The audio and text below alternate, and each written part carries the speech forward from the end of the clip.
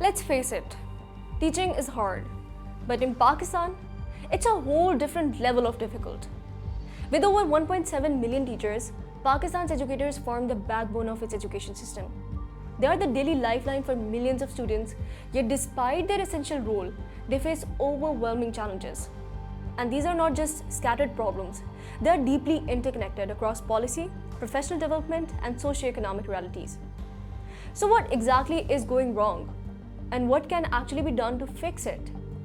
First up, the system itself.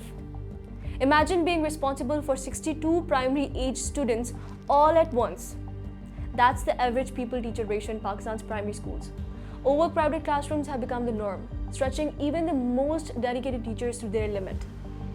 Why such chaos? The answer is simple: not enough qualified teachers.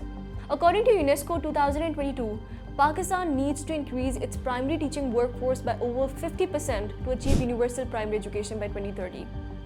That's a massive ask, and it means growing the teacher supply by 10% every single year. The shortage is especially severe in rural and remote regions, where qualified subject specialists are almost non-existent. In Sindh, for example, out of over 133,000 public school teachers, only 581 were trained in specific subjects as recently as 2019 static reports.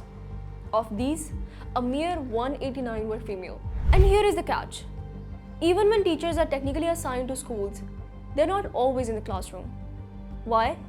Governance issues. For decades, political interference and opaque hiring processes have created a system riddled with ghost teachers, people who draw salaries without showing up. While some provinces like Punjab and Sindh have introduced biometric attendance systems to crack down on this, the problem persists. Nationwide, 10 to 13% of public school teachers are absent on any given day. And let's not forget the countless times teachers are pulled away for non-educational tasks. Election duties, census activities, vaccination drives. These responsibilities effectively paralyze the learning system. Now let's zoom in on the teachers themselves. Just being present is not enough. The real question is, are they trained? Are they equipped to do the job? Unfortunately, many are not. Only 77% of Pakistan's primary teachers meet even the minimum qualification standards.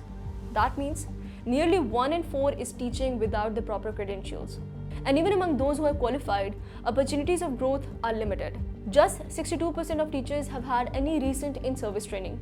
That leaves thousands teaching without modern tools, updated methods, or even refreshed subject knowledge.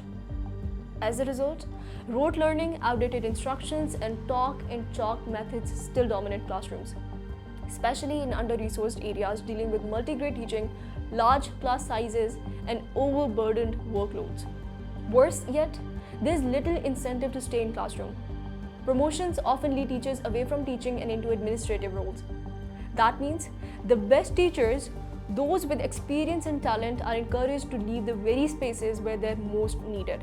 Experts have long argued the creation of career ladders that reward excellent teachers without forcing them out of the classroom. So far, such reforms remain largely unrealized. Now let's talk about money. Because you cannot fix education without addressing economics. In Pakistan, teaching isn't just underpaid, it's undervalued. While public school teachers earn a modest, stable income, it has not kept pace with inflation. Many are forced to take on side jobs just to support their families. In the private sector, it's even worse. Some low-cost schools pay their teachers just a few thousand rupees a month, barely enough to survive. UNESCO did not sugarcoat it. It called the low teacher pay the crux of Pakistan's education crisis. Low salaries deter qualified candidates and contribute to a widespread perception that teaching is a fallback, not a first-choice profession. This directly affects morale. Surveys consistently show that teachers feel underappreciated and overworked, with many citing low social respect and stagnant wages as a reason for burnout and disengagement. Then there's a gender dynamic. In many conservative areas, communities insist on female teachers for girls, a culturally grounded expectation. But in rural public schools, only 42% of teachers are women. That is not enough. It limits girls' access to education and overburdens the few female educators who are available.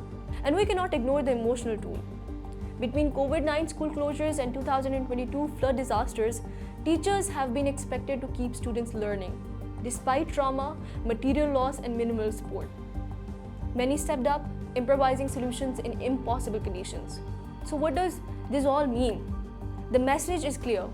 If Pakistan wants to transform its education system, it must start by transforming the teaching profession.